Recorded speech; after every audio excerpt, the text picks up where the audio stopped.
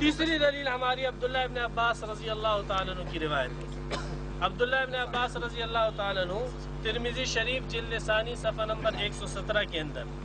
فرماتے ہیں عبداللہ ابن عباس رضی اللہ تعالیٰ عنہ کہ بعض صحابہ کرام نے خیمہ لگایا ایک قبر کے اوپر، اس صحابی کو یہ پتہ نہیں تھا کہ یہ قبر ہے،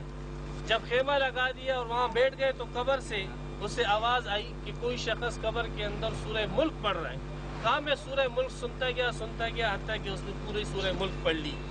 میں نبی اکرم صلی اللہ علیہ وسلم کی خدمت میں آیا، اللہ کے رسول نے یہ نہیں کہا کہ تجھے کشف کیسے ہوا ہے تو کفر ہے، تو تو کافر ہو گیا ہے،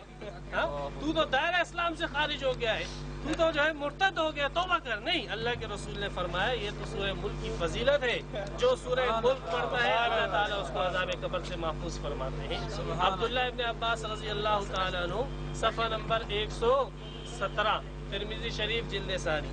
یہ ہماری